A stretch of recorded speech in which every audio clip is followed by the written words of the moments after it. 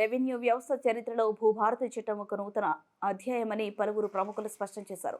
గ్రామ రెవెన్యూ అధికారులు సంక్షేమ సంఘం తెలంగాణ రాష్ట్ర అధ్యక్షుడు గరికె ఉపేంద్రరావు ఆధ్వర్యంలో శనివారం ఖమ్మంలో ఏర్పాటు చేసిన భూభారతి చట్టం నూతన ఆర్ఓఆర్ చట్టం జీపీఓల విధులు బాధ్యతలు అవగాహన అనే అంశంపై సెమినార్ నిర్వహించారు.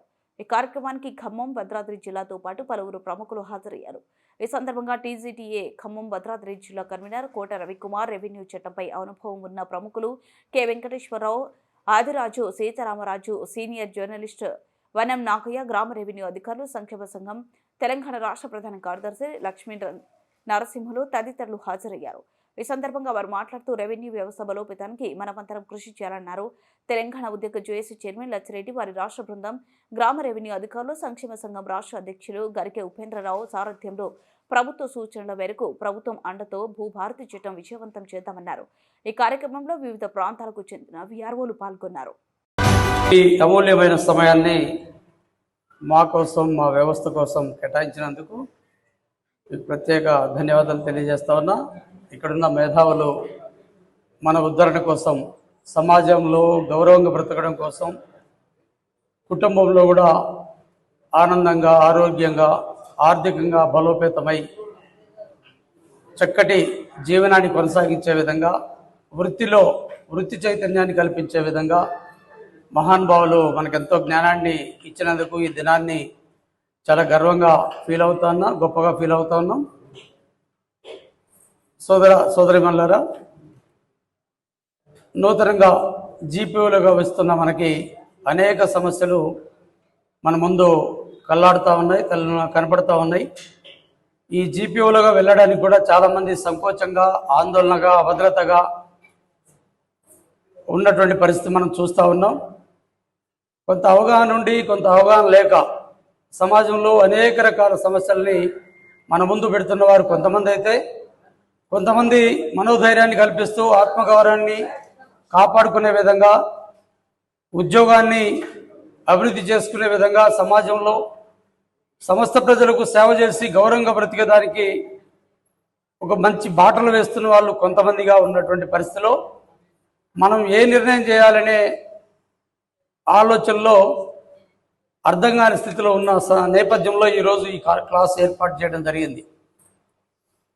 కాబట్టి మీరందరూ విజ్ఞులుగా చక్కగా విన్నారని, మంచి జ్ఞానాన్ని పొందారని, మీరంతా ఈ సమాజం పట్ల ఒక మంచి కమిటెడ్ కుటుంబ ప్రధాన సంపాదన పనులుగా మీరు ఉన్నారని భావిస్తూ ఉన్నా. ఇప్పటి వరకు మనం అనేక సమస్యలు పరిష్కారం చేసుకున్నాం, అనేక సమస్యల్ని ఎదుర్కొన్నాం. ఒక దుర్మార్గుడి పాలనలో కూడా మనం చాలా చైతన్యవంతంగా ఎదుర్కొని ఒక ధైర్యంగా ముందుకు సాగి మరలా సమయానుకూలతను బట్టి ఈరోజు నేటి ప్రజాపాలనలో తిరిగి మన ఆత్మగౌరవం కాపాడుకునే ప్రయత్నంలో జీపీఓలుగా వెళుతున్నాం. జీపీఓలుగా రావడానికి ప్రధాన కారణం భూభారతి 2025 ఆర్ఓఆర్ నూతన చట్టం ప్రధానమైనటువంటి పాత్ర పోషిస్తూ ఉంది. ఈరోజు సమస్త 70 లక్షల మంది రైతుల యొక్క భూ హక్కులు కాపాడేదానికే ఈరోజు సంక్షేమ పథకాలు, అభివృద్ధిని కేంద్రంగా తీసుకొని ఈరోజు ప్రభుత్వం నూతనంగా ఈ చట్టాన్ని తీసుకురావడం, ఈ చట్టంలో దీన్ని అమలు చేయడానికి ఈ రాష్ట్రంలో 10,954 గ్రామాలు ఉంటే ప్రతి గ్రామానికి ఒక అధికారిని నియమించి తప్పకుండా ప్రజల కుటుంబాల్లో ఒకటిగా ఉంచి ప్రజల మన్ననలు పొందుతూ ప్రజల్లో కుటుంబాల్లో ఉన్నటువంటి సమస్యలను సేకరణ చేసి ఆ సమస్యల పరిష్కారమే ధ్యేయంగా ఈరోజు ఈ ప్రజాప్రభుత్వం నిర్ణయం తీసుకుందనేది మనం భావించాలి. ఇట్లాంటి తరుణంలో చట్టాన్ని ఇంప్లిమెంట్ చేసే ఒక ఉద్యోగిగా, ఒక ప్రధానకర్తగా మనం తప్పకుండా ఈ చట్టం మీద పరిపూర్ణమైన అవగాహన కలిగి ఉండాలి. అట్లాగే మానవ సంబంధాల మీద కూడా పరిపూర్ణమైన అవగాహన కలిగి ఉండాలి. అట్లాగే ఈ ఉద్యోగాన్ని, వృత్తిని, పర్సనల్ జీవితాన్ని కూడా సమన్వయం చేసుకుని ఎలా ముందుకు పోవాలనేది కూడా తెలిసి ఉండాలి.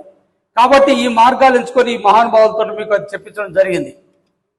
ఎందుకంటే రేపటి రోజున జీపీఓకి వచ్చినాక ఒక క్రష్, ఒక యాంత్రికమైన జీవితంలోకి వెళ్ళిపోతాం మనం. ఇప్పటి వరకు చాలా రిలాక్స్డ్గా ఉన్నాం. ఇతర డిపార్ట్మెంట్లో అవమానాలు ఉన్నప్పటికి కూడా మనకు చాలా సమయం దొరికింది. ఆరాంగా 10 గంటల నుంచి సాయంత్రం 5 గంటల వరకు చాలా రిలాక్స్డ్గా ఉద్యోగం చేసుకొని 2.5, 3 సంవత్సరాలు గడిపాము. ఒక 10 సంవత్సరాలు 5 సంవత్సరాలు కేసీఆర్ యొక్క దెబ్బకి అనేక రకాల సర్వీస్ రూల్స్ కోల్పోయి మానవ హక్కులు కోల్పోయి ఇబ్బంది పడుతూ ఉన్నాం. అట్ ది సేమ్ టైం కొంత రిలాక్స్గా గతంలో రెవెన్యూ అంటే 7/24 ఉద్యోగం చేసుకునే వాళ్ళం. ఎప్పుడూ డ్యూటీకి ప్రజలకు ప్రభుత్వానికి అంకితమైపోయి పనిచేసేవాళ్ళం. కానీ ఈరోజు మనం మరలా అదే యాంత్రికమైన జీవితంలోకి పోబోతున్నాం అంటే మనకు పరిపూర్ణమైన అవగాహన వాటి మీద ఉంటే ఆ కష్టం అనేది లేకుండా ఇష్టపడి పని చేసుకునేదానికి అవకాశం ఉంటుందని చెప్పేసి ఆ రకమైన వెసులుబాట్లు మీకు ఆ రకమైన జ్ఞానాన్ని అందించాలనే తేలితో ఈరోజు ఈ జిల్లాలో ప్రధానంగా వజ్జరామారావు గారు, అట్లాగే షేక్ జాన్మియా గారు, బంకా కృష్ణ గారు, కిషోర్ గారు, భాస్కర్ గారు, ఇద్దరు భాస్కర్లు, అట్లాగే రాజరత్నం, ఇంకా మన సోదరులందరూ కూడా చాలా కష్టపడి ఒక 10 రోజుల నుంచి కూడా తర్జనభర్జనలు పట్టడమే కాకుండా ఆర్థికంగా అన్ని రకాలుగా వాళ్ళు ఎంతో సమీకరణ చేస్తూ నేను ఇది పెట్టాలి, తప్పకుండా ఈ వ్యవస్థలో ఎంత అభద్రతగా ఉన్నాం, భవిష్యత్తులో ముందు కూడా ఈ సమస్యలు ఎదురయ్యే పరిస్థితుంది కాబట్టి మనందరికీ ఒకసారి కాన్ఫిడెన్స్ లెవెల్స్ పెంచాలి అనే దాంతో చెప్తే వారు ఎన్నో మీ అందరితో కూడా చర్చించి ఎవరైతే జీపీఓలుగా ఆప్షన్ ఇచ్చినటువంటి వాళ్ళకి ఎడ్యుకేషన్ ఇవ్వాలనే ఆలోచనతో పెట్టడం జరిగింది. దరిదాపుగా ఒక 90 నుంచి 100 మంది వచ్చారు. మీ అందరికి కూడా నేను ప్రత్యేకంగా అభినందనలు తెలియజేస్తా ఉన్నా. ఇదే క్లాసెస్ అన్ని జిల్లాల్లో కూడా ఇంప్లిమెంట్ చేయాలని 33 జిల్లాల కమిటీలకు కూడా ఆదేశాలు జారీ చేయడం జరిగింది. అది చేస్తాం. ఇకపోతే నిన్నగాక మొన్న కోర్టులో వేసి మరి మాకు సర్వీస్ రూల్స్ రావడం లేదు, సర్వీస్ రూల్స్ మరి జీరో అయిపోతుంది, మరి మాకు ఎటువంటి 129 జీవోలో మాకు ఎటువంటి బెనిఫిట్స్ లేవు, మరలా మేము ఇప్పటికే బాధపడుతున్నామంటే మరి ఈ జీవో వల్ల మనకి నష్టం జరిగే అవకాశం ఉంది కాబట్టి మేము రెవెన్యూ డిపార్ట్మెంట్లో రావడం అంత మంచిది కాదేమో అనే ఉద్దేశంతో బాధపడుతున్న పరిస్థితి మనం చూస్తూ ఉన్నాం. కానీ వాస్తవంగా మేము 98లో ఉద్యోగంలోకి వచ్చాం. అది హానరోరియం పోస్ట్ కేవలం 1550 రూపాయలు. ఇక్కడే ఉన్నారు రిటైర్డ్ ఎంఆర్ఓ గారు 86 ఆ ప్రాంతంలో ఎస్ఏగా సూపర్వైజర్ అసిస్టెంట్ లేకపోతే విలేజ్ అసిస్టెంట్గా నియామకం అయ్యారు. అప్పుడు 84లో పట్వారి పటేల్ వ్యవస్థ రద్దు చేసినప్పుడు ఆనాడు కూడా ఎటువంటి శాస్త్రీయమైన నివేదిక నిర్ణయాలు చేయకుండా ప్రజలకు ఎటువంటి ప్రత్యామ్నాయం చూపించకుండా ఆ ప్రభుత్వం పటవారి వ్యవస్థ రద్దు చేసింది. ఆ తర్వాత వీళ్ళందరూ కొట్లాడి సుప్రీంకోర్టు వరకు కూడా ఫైట్ చేసి అనేక జీవోలు తీసుకొచ్చారు. వెంకటేశ్వర గారు వాళ్ళు తీసుకొచ్చిన ధర్మిలో క్వాలిఫైడ్స్కి విలేజ్ అసిస్టెంట్లుగా పోస్టులు ఇచ్చారు 4500-800 మందికి. అవునా సార్? ఇచ్చారు. ఆ తర్వాత మిగతా వాళ్ళందరూ అప్పటికే 23,000 మంది ఉండే, 48,000 మంది ఉండే, మరి మా పరిస్థితి ఏంది అని చెప్పి కొట్లాడారు. కొట్లాడితే వాళ్ళని పట్టించుకోలేదు ప్రభుత్వం. ఈ రోజు ఆ పటవారి వ్యవస్థను రద్దు చేశారు. ఎటువంటి ప్రజలకు ప్రత్యామ్నాయం చూపించకపోవడం వల్ల ఆ ప్రభుత్వం మళ్ళీ ఎలక్షన్లో ఓడిపోయింది. 92లో నెదురుమల్లి జనార్దన్ రెడ్డి గారి కాంగ్రెస్ గవర్నమెంట్లో మరలా 23,000 మందితోటే ఒక విఏఓల విలేజ్ అడ్మినిస్ట్రేటివ్ ఆఫీసర్ గ్రామ పరిపాలనాధికారులని కేవలం 600 రూపాయలతోటే రిక్రూట్ చేయడం జరిగింది వీళ్ళనే. కానీ ఆనాడే మన సోదర సంఘాలు గ్రామ పరిపాలన సమాఖ్య పేరుతోటే 96లో పే స్కేల్ ఉద్యమాన్ని స్టార్ట్ చేసినటువంటి మన సంఘం ఆ రోజు అంతకంటే ముందే ప్రభుత్వం ఈ కొట్లాటల నేపథ్యంలో ఒక 3 సభ్య ఐఏఎస్ కమిటీని కూడా ఏర్పాటు చేశారు.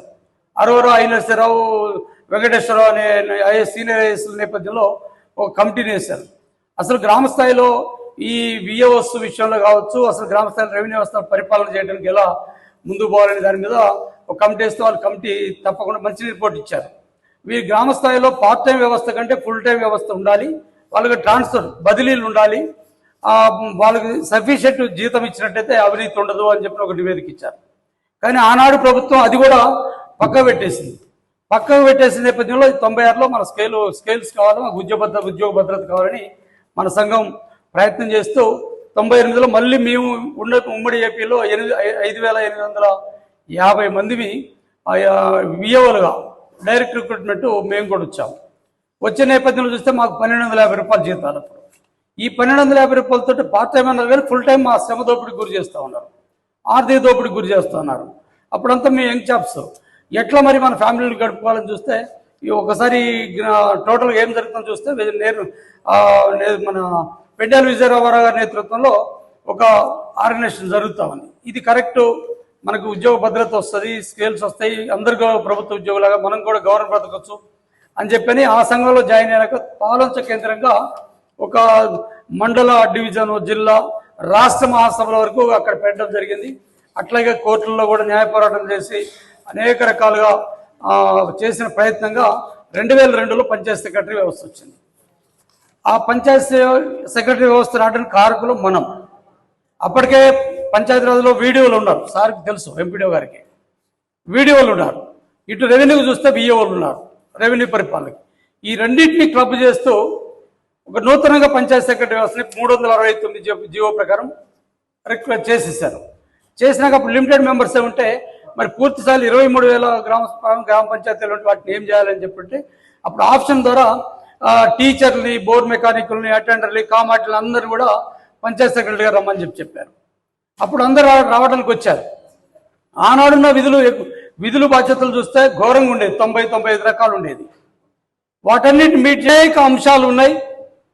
వీటన్నిటికి కూడా సంక్షేమ సంఘమే బాధ్యత తీసుకుంటుంది. అది మీరందరూ, అందులో నాయకులు మీరందరూ, మిగతా సభ్యులందరినీ ఎడ్యుకేట్ చేయండి, వాళ్ళందరికీ హామీ ఇవ్వండి. సంక్షేమ సంఘం యొక్క ఆలోచనల్ని వాళ్ళ సమాజంలోకి తీసుకుపోండి. వీటన్నిటికంటే ప్రధానంగా ప్రజలకు మన చట్టాన్ని 100% ఇంప్లిమెంట్ చేయాలి. మనం వచ్చింది కూడా ఆ సమాజం నుంచే వచ్చాం, ఆ సమాజంలో ఉన్న కుటుంబాల్లో నుంచే వచ్చాం.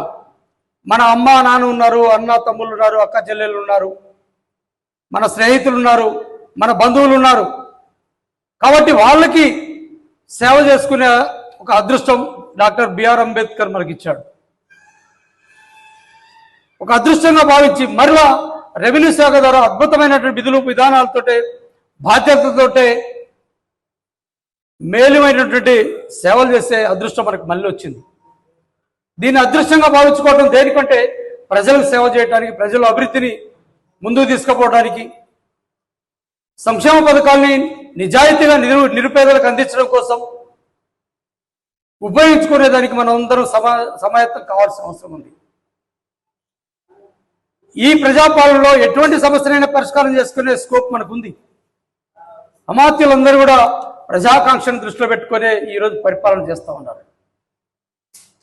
ఈరోజు రాష్ట్ర ప్రభుత్వం టోటల్ ప్రజల మధ్యకే పరిపాలన తీసుకొచ్చి, ప్రజల్లోకి తీసుకొచ్చి, ప్రజా సమస్యలను అక్కడి నుంచే సేకరణ చేసి ఆ ప్రజా సమస్యల పరిష్కారానికి మళ్ళీ చట్టాలను తీసుకొస్తున్నటువంటి నేపథ్యంలో ఈ చట్టాలను ఇంప్లిమెంట్ చేసే ఏజెన్సీగా మనం ఉన్నందుకు గర్వపడుతూ ఉన్నాం, ఒక అదృష్టంగా భావిస్తూ ఉన్నాం. అందుకే మిత్రులారా, మీరు తప్పకుండా ఈ ROR 2025 భూభారతి చట్టాన్ని పరిపూర్ణంగా మీరు కూడా ఇళ్ళ దగ్గర దాన్ని చదువుకోవాలి. తప్పకుండా ఈ జీపీఓలుగా 9 రకాల బాధ్యతలు ఉన్నాయి. అందులో గ్రామ లెక్కలు 1 to 9, వాటితో పాటు అన్ని రకాల ధృవీకరణ పత్రాలు జారీ చేయడానికి ఏ రకమైనటువంటి విచారణ చేస్తారు, మీరు ఏ రకంగా మీరు నివేదికలు సమర్పిస్తారు అనే అంశం కావచ్చు. ప్రభుత్వ భూములు ఆక్రమిస్తే వాటిని ఏ విధంగా మీరు విచారణ చేసి విచారణ నివేదికలు తహసీల్దారులకు అందించడమే కాకుండా ప్రభుత్వ భూముల్ని పరిరక్షించే విధానంలో మీరు ఏ రకమైన చర్యలు తీసుకుంటారు. తర్వాత భూ వివాదాలు వస్తాయి, భూ వివాదాలలో మీరు ఏ రకమైన నివేదికలు ఇస్తారు, దాంతోపాటు సర్వేరు వస్తే సర్వేకి ఏ రకంగా మీరు సహకరిస్తారు. అట్లాగే ఎన్నికల విధులు వస్తే ఎన్నికల విధుల్లో మీ పాత్ర ఏంటి, మీకు ప్రోటోకాల్ విధుల్లో మీరు ప్రోటోకాల్ విఐపీలు వచ్చినప్పుడు, విఐపీలు వచ్చినప్పుడు ప్రోటోకాల్ విధులు మీరు ఏం చేస్తారు. అట్లాగే ప్రకృతి వైపరీత్యాలు వచ్చినప్పుడు ప్రాణ నష్టాలు, ఆస్తి నష్టాలు జరగకుండా, ప్రాణ నష్టం జరగకుండా ఎట్లాంటి పునరావాసం కల్పిస్తారు. చరస్థిర ఆస్తుల నష్టం జరిగితే ఏ విధంగా నివేదికలు సమర్పిస్తారు. గవర్నమెంట్కి ఏ విధంగా శాస్త్రీయ నివేదికలు ఇచ్చి మళ్ళీ వచ్చిన పునరావాసాన్ని ప్రజలకు ఎట్లా పంచుతారు. ఇట్లాంటి 9 రకాల అంశాలపైన 129 జీవోలో మీకు ప్రస్ఫుటంగా తెలియజేయడం జరిగింది. వాటిపై కూడా మీరు పరిపూర్ణమైన అవగాహన పెంచుకొని రేపు జీపీఓలో రావడానికి నామినల్గా ఒక ఎగ్జామ్ పెడతా అని ప్రభుత్వం అంటుంది. కాబట్టి అపారమైన అనుభవం ఉన్న వాళ్ళుగా మనం ఆ ఎగ్జామ్ను మీట్ అవుదాం, అందరూ క్వాలిఫై అవుతాం. మన లిమిట్స్ కాకుండా అవుట్ ఆఫ్ క్వశ్చన్స్ ఏమీ రావు. మీరు ఆందోళన చెందాల్సిన అవసరం లేదు. అందరం క్వాలిఫై అవుతాం, అందరం జీపీఓలోకి వెళ్తాం. ఎటువంటి ఆందోళన లేకుండా ఒక మానసికపరమైన ప్రశాంత వాతావరణంలో మనం డ్యూటీలు చేద్దాం. మీరంతా పరిపూర్ణమైన అవగాహన కలిగిన వాళ్ళు, ఎటువంటి టెన్షన్ లేవు అని నేను అనుకుంటున్నాను. ప్రశాంతంగా ఉండండి.